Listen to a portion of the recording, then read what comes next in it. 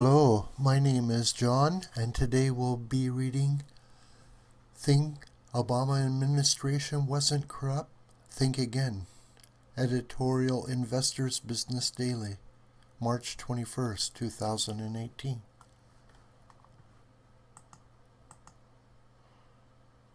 Obama Scandal. Former President Obama and his political supporters have repeatedly stated that his administration was scandal-free, unlike administrations before and after.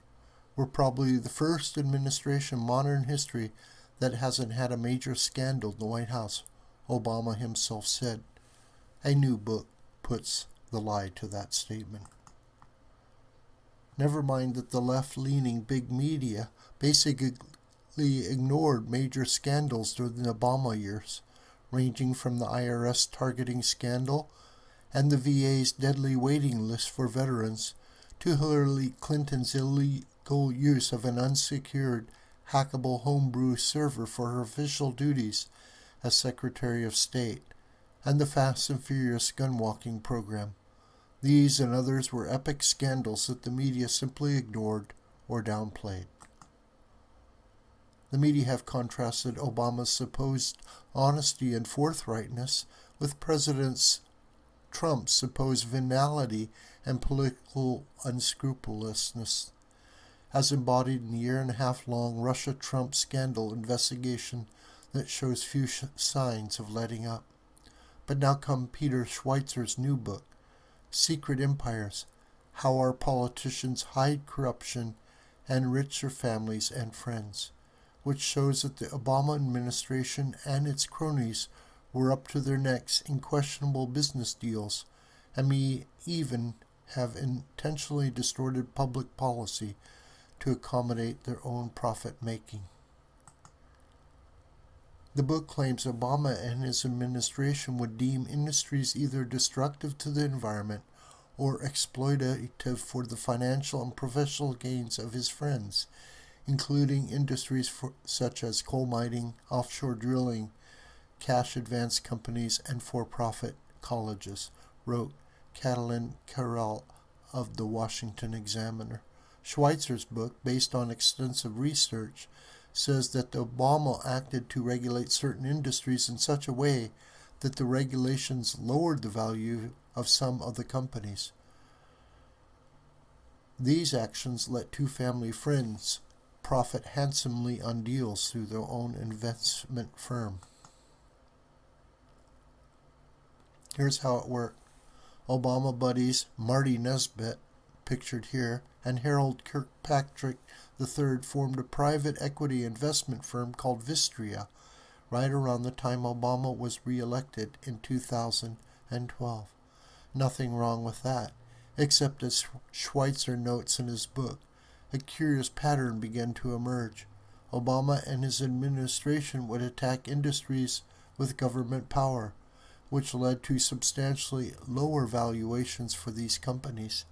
Nesbitt and Vistria, or others close to Obama, could then acquire those assets for pennies on the dollar.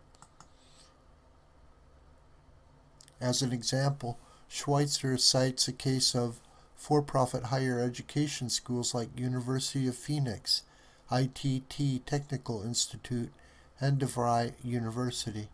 In 2013, Obama blamed the schools for taking advantage of students by saddling them with massive amounts of student debt, ruining their credit, and making a profit on it. He ordered the Federal Trade Commission to go after them.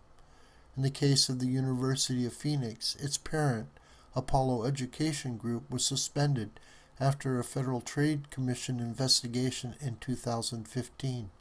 The following year, 3 companies, including Vistria, swooped in to buy what remained of Apollo at a price 90% below its share price before the investigation. As Vistria's education investment portfolio bulged, a number of Obama Education Department officials, including Secretary of Education Arne Duncan, ended up taking high-level jobs with Vistria. That's just one example. There are others. Schweitzer noted in his book, for instance, that both Vice President Joe Biden and Secretary of State John Kerry were deeply involved in trade and security talks with China, even as that country began its aggressive campaign to expand its military and physical presence in the South China Sea. Contrary to standard diplomatic practice, however, both played good cop, not seriously confronting China on its misbehavior.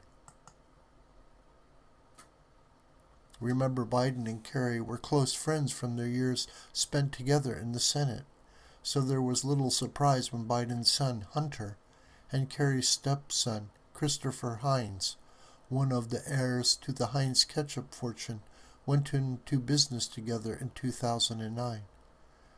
They created a number of equity and real estate investment firms allied to Rosemont Capital, the alternative investment fund of the Heinz family office.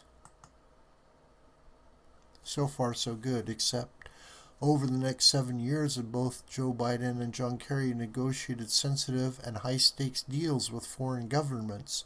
Rosemont entities secured a series of exclusive deals with those same foreign governments.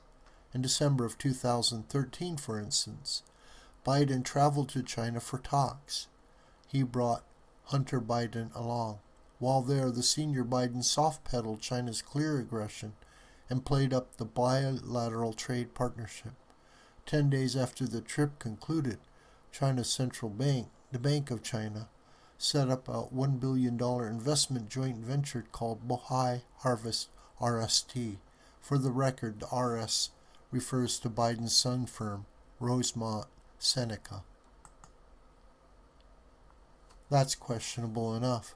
But months later, in July 2014, Secretary of State John Kerry traveled to China also for talks. Kerry talked little of China's clear aggression, but did conspicuously note that China and the United States represent the greatest economic alliance trading partnership in the history of humankind. He should know. In the ensuing months, Chinese government-linked firms took major stakes in several of the firms owned or controlled by Hunter Biden and Chris Heinz, and provided them with massive funding totaling billions of dollars. Nor is this the only scandal involving John Kerry, and this just scratches the surface. The book is a catalog, a virtual roadmap to the way corrupt business gets done in Washington, and why Americans are smart to question why their representatives go to Washington as paupers and return as millionaires. We can only hope that as Biden or Kerry gears up for a challenge to Trump in the 2020 presidential contest, that they will receive the same relentless scrutiny that a Republican with the same record of venality would get. But we won't hold our breath. This video is a production of the School of the White Crane, and my name is John Brooker. You could reach me through commentary on this video or through my Gmail listed here. Please share this video with family and friends and on social media. May God richly bless you.